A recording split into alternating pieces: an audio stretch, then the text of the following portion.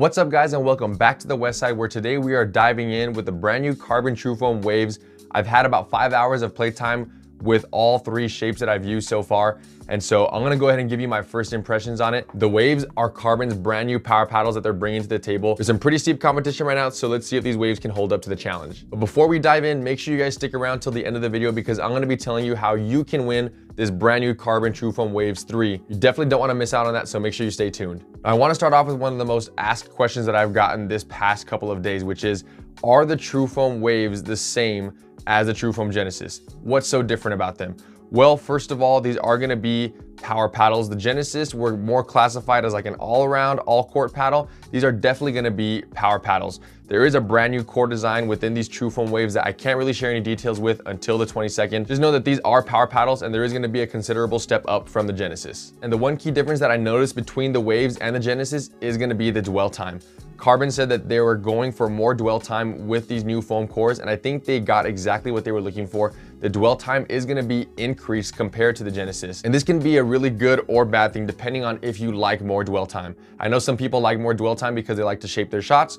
Other people like less dwell time because in hands battles, that means they're gonna have faster reaction. The ball's gonna be leaving their paddle face at a much quicker rate. So it just depends on what your play style is. If you're a person that likes to drive it from the baseline, likes to shape their shots and get the maximum amount of spin, then the Waves are definitely gonna be one of your go-to paddles to consider. It's very interesting because the Waves feel softer than the Genesis because of the way that the core is designed, but just because it's softer does not mean that it is less powerful. Especially when you add weight on any of these models, the power is gonna jump up even more so. Recently, I found myself driving from the baseline and from the mid-court a lot more, so I really enjoyed playing with these Waves. They fit my playstyle right now pretty darn well. I don't have any raw numbers, but if I could just make an educated guess, I think the Waves are putting out even more spin than the Genesis was putting out, which is actually a pretty big accomplishment because the Genesis was already putting out a ton of spin, so these felt like they were giving out more. When talking about the power and the pop, I think the pop didn't really change from the Genesis, and I think it's because of the way that they designed the core this time around. It was designed to have a little bit more dwell time, so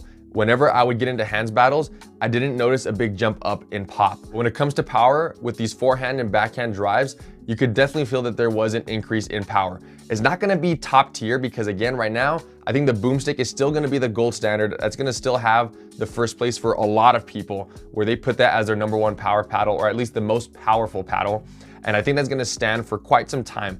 Now, I'm not disappointed that the Waves couldn't beat the Boomstik. I think that's gonna be a very, very difficult thing to do.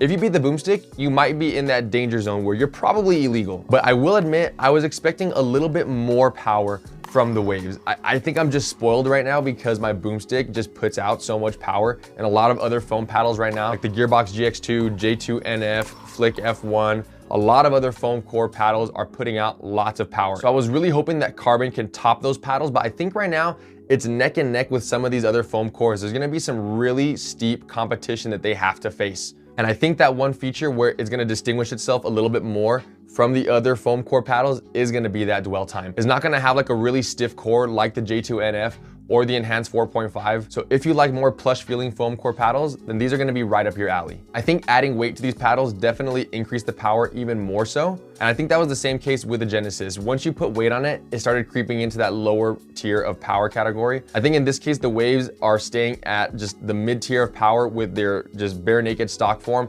But once you start to add weight, they do creep up a little bit more. Another thing I wish that the Waves improved on just a little bit more than the Genesis was the sweet spot size. I didn't notice a big difference between sweet spot from the Genesis to the Waves. And again, because the Boomstik set the bar so darn high, I was really hoping that the Waves would get at least a little bit close to it. But in this case, the sweet spot is gonna suffer a little bit still on the 1. I think the sweet spot for the 4 is gonna be just fine. It's gonna be good. It's not gonna be amazing, but it's gonna be good enough. I even weighted the 4 almost identical to the Boomstik. I'm calling this the Boomstik test. Just weight the paddle identical to the Boomstik and see how it performs. If it does not perform as good as the Boomstik, then it does not pass the Boomstik test. In this case, the Waves does not pass the Boomstik test, but it does get close enough. The sweet spot is good, the power is good, the dwell time is great, and the pop is gonna be about average compared to other power paddles right now. But if you're really looking to maximize power with the Waves, I think you have to go with the 1 shape. It's gonna be the classic elongated shape, and then adding weight on the sides like the way that I did. I added 0.6 ounces of weight total. So this jumped up from like 8 ounces to 8.6. I was really pushing it. I really wanted to test the limits of the Waves and just see how much I can get the ball to sink into the face by adding more weight and seeing how much more shape I can get on the ball. And it definitely didn't disappoint when shaping the ball. Now you may be asking, well, what about the 2 shape? The 2 is obviously gonna have the best sweet spot just because of the shape of the paddle. And in this case, if you are already a fan of the 2 shape from the Genesis lineup, you're gonna be an even bigger fan with the Waves because now the 2 is definitely a power paddle. All 4 shapes are gonna be considered power paddles. They're all gonna be putting out just enough power to be in that mid-level. So the 4 actually doesn't need as much weight as the Genesis did in order for it to qualify as that power paddle. Since leaving the 2 as my main and moving on to other paddles like the Boomstik, I've started to favor a lot more the elongated shape. So right now, I'm trying to see how the 1 feels and how it competes with the Boomstik. But I think it takes a very skilled player to use the 1 to its full potential because the sweet spot is a little bit smaller. Specifically right here at the bottom of the face near the handle, right here on this little carbon logo, I noticed the dead spot was a little bit more noticeable than the Genesis, and it did bother me whenever I would hit my drives, and it would definitely give me the feedback saying, hey, you know what, you did not hit me here, you hit me right here. Now, one thing I was very, very happy to see is that the consistency has been fixed with these Waves. They're not gonna be as inconsistent as the Genesis. I know a lot of people were complaining about that square fiberglass patch, saying that it wasn't centered properly, especially on the 1. They were saying that it was dead center, but the real sweet spot was like right here towards the top.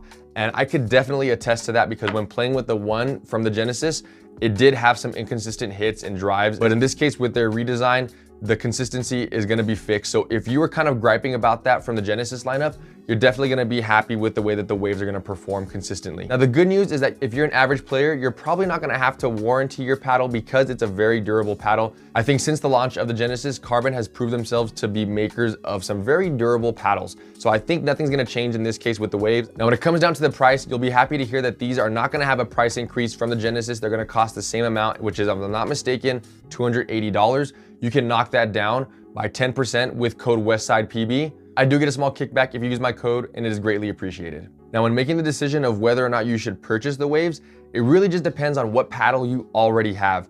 If you don't have a foam core paddle, or if you don't even have a power paddle, I think the Waves is definitely something to keep in mind, especially if you're a person that likes to drive from the baseline. If you like to drive, if you like to shape your shots, I think the Waves are gonna be a pretty darn good option to consider. But like I said, there is some very steep competition right now. You can pick from a multitude of other foam core paddles, and they will probably do the same thing as the Waves and be better in some aspects, maybe not as good in some other aspects compared to the Waves, but it just depends on what you want. Right now, for us pickleball players, we are having a heyday because we have so many options to choose from. If you already have a Genesis and you're thinking about upgrading to the Waves, I think the upgrade can be worth it. Just don't expect it to play like your previous Genesis. Now, if you're a diehard Carbon fan and you were just really annoyed with some of the downsides of the Genesis and you want those fixed, I think the Waves is definitely a good decision to go with. If you're gonna spend the money and if you already have it, this definitely is going to be an upgrade from the Genesis. And luckily, one of you is not gonna have to buy a CRBN TruFoam Waves because you can win one for free. All you have to do is subscribe to my YouTube channel,